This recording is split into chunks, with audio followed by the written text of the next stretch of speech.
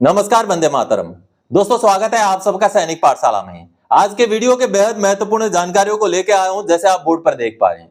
दोस्तों, आज की वीडियो में आपको पता चलेगा कि जो प्री मैच्योर रिटायरीज का case one rank one pension grant करने को लेकर के पेंशनर्स ने जो जीत लिया है, अब आगे क्या होगा। पेंशनर्स इंतजार कर रहे हैं, प्री मैच्योर वाले पेंशनर्स, कि उनको अब ओआरओपी का फायदा कब तक मिल जाएगा, कब तक मिल जाएगा उनका ओआरओपी का एरियर। इसके बारे में आगे जानकारी दूंगा। और साथ ही साथ दोस्तों, ऑनरेरी न्याय सुधार का जो केस है, प्री 2006 के ऑनरेरी न्याय सुधार को बल्ले बल्ले हो गया, अब दीपावली में उनको एरियर मिलने वाला है, ऐसा बता करके आपको एक कोर्ट का आदेश दिखाया जा रहा है। आखिर उसकी हकीकत क्या है, आपको दोबारा से आज बताऊंगा, समझाऊंगा। और साथ ही साथ दोस्तों, 8वें पे कमीशन में दो प्रमुख मांगे हैं टीओआर में शामिल करने के लिए। एक मांग एमएससीपी की विसंगति दूर करने को लेकर के है, और साथ ही साथ एमएससीपी में 5 ग्रेड तक का अपग्रेडेशन मिले, इसको लेकर के है। और साथ ही साथ एक मांग है जो पे लेवल है 1 से लेकर 6 तक के पे लेवल को मर्ज करने को लेकर के है। आखिर इसकी हकीकत क्या है वो भी जानेंगे दोस्तों। और साथ ही साथ 8वें पे कमीशन का टर्म्स ऑफ रेफरेंसेस तय करने के लिए सरकार क्यों देरी कर रही है।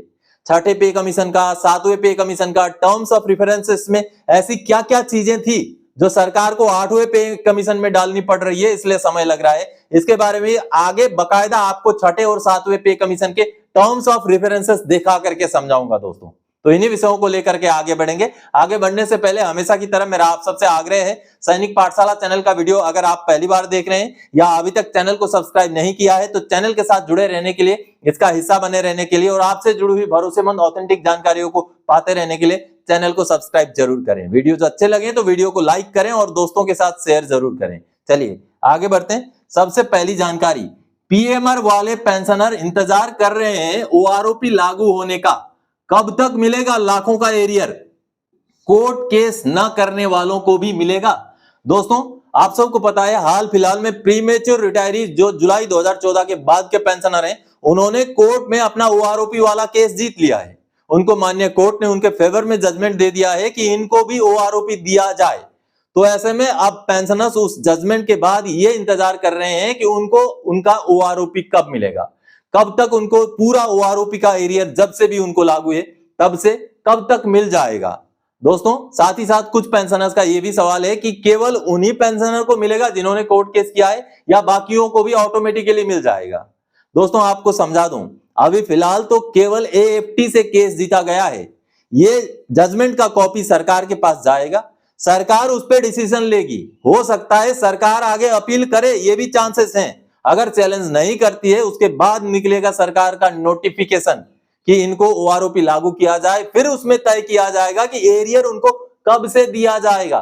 उसके बाद ही तय होगा कि ओआरओपी का एरियर उनको कब तक मिलेगा, ओआरओपी उनको कब तक लागू किया जाएगा। और उसी नोटिफिकेशन में पता चलेगा कि जिन्होंने कोर्ट केस नहीं किया है उनको भी मिलेगा, या केवल उनको मिलेगा जिन्होंने कोर्ट केस किया है। अभी तो फिलहाल 90 दिन का पीरियड होता है जजमेंट आने के बाद। अगर उन 90 दिनों में सरकार अपील नहीं करती है और सरकार लागू कर देती है तो अच्छी बात है, किस्मत की बात है। और अगर सरकार अपील करती है तो पेंशनर्स को दोबारा से अपने केस को डिफेंड करने के लिए या तो हाई कोर्ट या तो सुप्रीम कोर्ट जाना पड़ सकता है।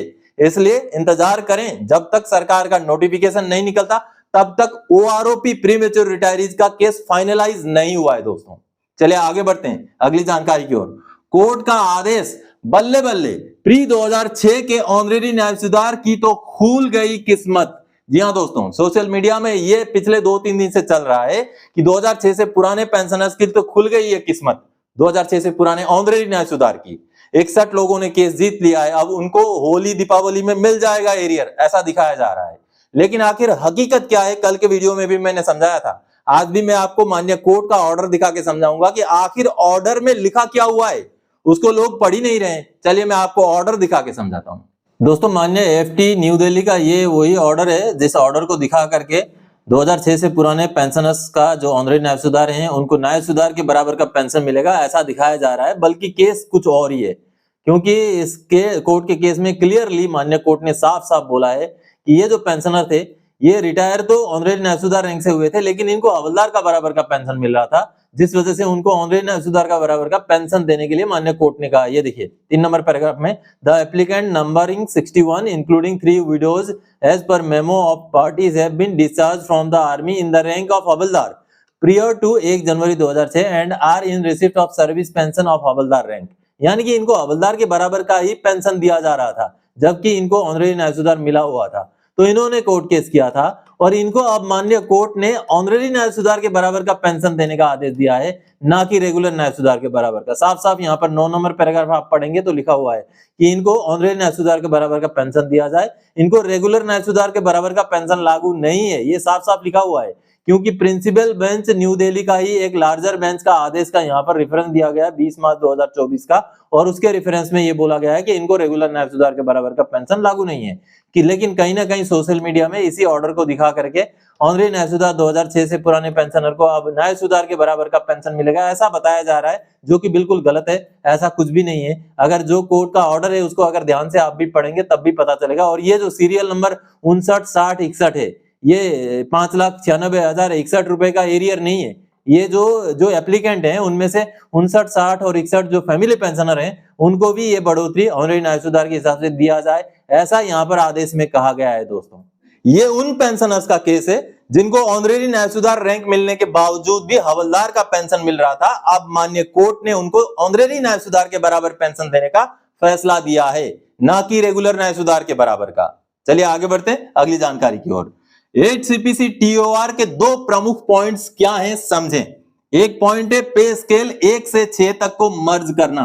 दूसरा पॉइंट है MACP में सुधार और MACP में 5 ग्रेड का फायदा दिया जाना। जी हां दोस्तों, टर्म्स ऑफ रेफरेंसेस के लिए JCM ने जो पॉइंट भारत सरकार के पास भेजे हैं उनमें से दो प्रमुख मांगे ये भी हैं। 1 से 6 तक का पे लेवल को मर्ज किया जाए, लेकिन कैसे मर्ज किया जाए? क्या 1 और 6 पूरा मर्ज होके 1 बनेगा? ऐसा नहीं है। उसमें आपको समझना पड़ेगा कि आखिर मांग क्या है, और साथ ही साथ MACP का भी मुद्दा है। MACP की विसंगतियों को दूर करने का मुद्दा है, और MACP को 3 ग्रेड के बजाय 5 ग्रेड तक दिए जाने का भी मुद्दा है।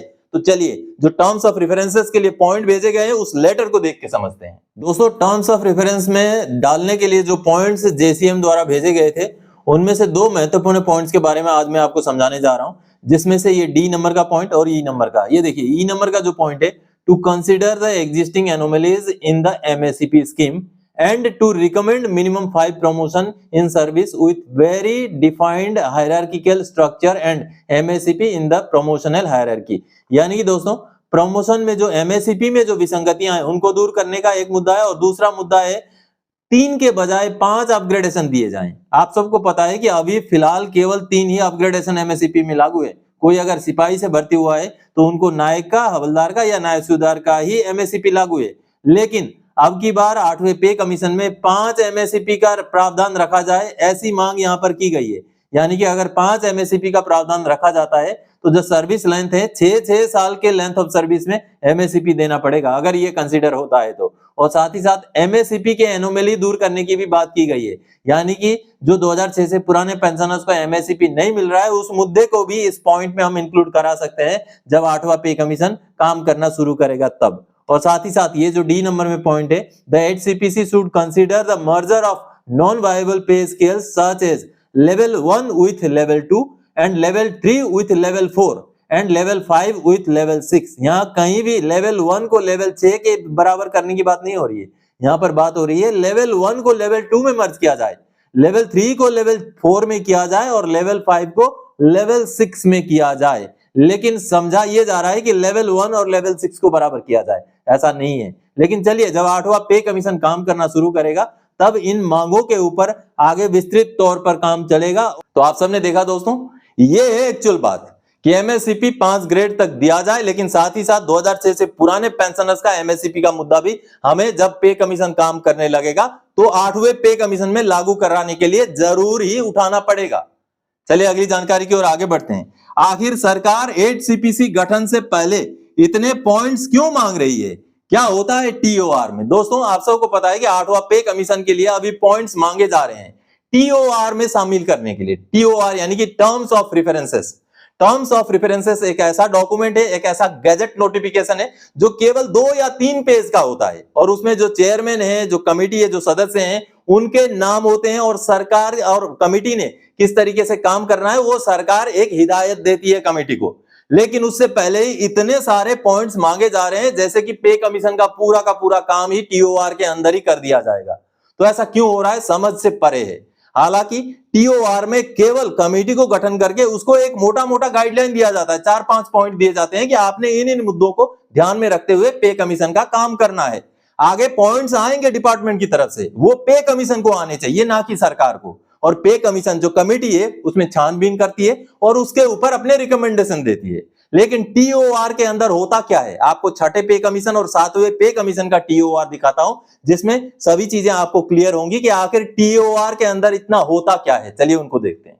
दोस्तों, भारत सरकार का ये वो गैजेट नोटिफिकेशन है, ये वो रेजोल्यूशन है जो 5 अक्टूबर 2006 का है और इसी गैजेट नोटिफिकेशन के जरिए छठे पे कमीशन के टर्म्स ऑफ रेफरेंसेस तय किए गए थे और जो कमिटी है उसको गठित किया गया था। ये देखिए, अब इस टर्म्स ऑफ रेफरेंसेस में बहुत सारी चीजें नहीं होती हैं दोस्तों। किन किन को ये पे कमीशन लागू रहेगा उसके बारे में लिखा रहता है और किस तरीके से पे कमीशन में किन किन बिंदुओं को ध्यान में रखते हुए काम करना है वो लिखा रहता है। बहुत ज्यादा लंबा चौड़ा इसमें चीजें नहीं रहती हैं दोस्तों, और ये मुश्किल से 2-3 पेज का होता है। ये देखिए यहाँ पर खत्म हो जाता है। ये तो है दोस्तों छठे पे कमीशन का टर्म्स ऑफ रेफरेंसेस, यानी कि जिसको लेकर के अभी पूरा हो हल्ला चल रहा है 8वां पे कमीशन का, ये वही दस्तावेज है, केवल 2 या 3 पेज का, बस इतने में काम खत्म। तो इसको बनाने में पता नहीं सरकार क्यों इतना ज्यादा समय लगा रही है। अब चलिए मैं 7वें पे कमीशन का भी आपको टर्म्स ऑफ रेफरेंसेस दिखा देता हूं। आपने पहले छठे पे कमीशन का टर्म्स ऑफ रेफरेंसेस देखा, अब ये रहा 7वें पे कमीशन का टर्म्स ऑफ रेफरेंसेस जो कि 28 फरवरी 2014 का है। देखिए यहाँ पर भी बहुत ज्यादा चीजें नहीं होती है दोस्तों, केवल कमिटी का घोषणा किया जाता है, कौन कौन उसमें चेयरमैन कौन कौन मेंबर रहेंगे। उसके बाद कुछ चीजें बताई जाती हैं कि किन सिद्धांतों पर पे कमीशन ने काम करना है। बस इन्हीं चीजों को लेकर के ये जो है गैजेट पब्लिश होता है, बस यहाँ पर खत्म हो गया। यहाँ के बाद फिर से अंग्रेजी में ये शुरू होता है। ये देखिए सेम वही चीज अंग्रेजी में, केवल 2 पेज का है, बस यहां तक ये खत्म हो गया। तो ये 2 पेज का टर्म्स ऑफ रेफरेंसेस निकालने के लिए, कमिटी गठन करने के लिए सरकार 8वें पे कमीशन में इतना समय क्यों लगा रही है पता नहीं है। जैसे कि पूरा 8वें पे कमीशन का प्रारूप ही इसी टर्म्स ऑफ रेफरेंसेस के दौरान ही तय किया जाएगा, इस तरीके से समय लगाया जा रहा है। जबकि 8वां पे कमीशन का कमिटी को घोषणा करते किन किन बिंदुओं पर पे कमीशन ने काम करना है, किन को पे कमीशन लागू होगा, बस उतना ही चीजें इस टर्म्स ऑफ रेफरेंसेस में यानी कि इस गैजेट में पब्लिश करना होता है। तो जल्दी से जल्दी अब गैजेट पब्लिश हो जाना चाहिए दोस्तों, खास कुछ नहीं होता।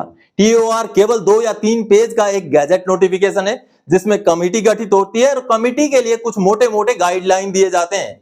तो इसके अंदर इतने सारी बारीकी से पॉइंट्स मांगे जाने कि एमएससीपी होना चाहिए, पे लेवल ये होना चाहिए, वो होना चाहिए, ये कहीं भी मायने नहीं रखता है, क्योंकि उसके ऊपर तो पे कमीशन ने काम करना है और पे कमीशन तो अभी तक गठित हुई नहीं है। तो जल्दी से जल्दी सरकार को टीओआर जो है फाइनलाइज करके पे कमीशन का गठन कर देना चाहिए। तो दोस्तों आज के इस वीडियो में इन्हीं जानकारियों के साथ आया था। आगे और कोई जानकारी आपसे सरोकार रखने वाला विषय लेकर मैं फिर से हाजिर हो जाऊंगा। तब तक के लिए जय हिंद दोस्तों।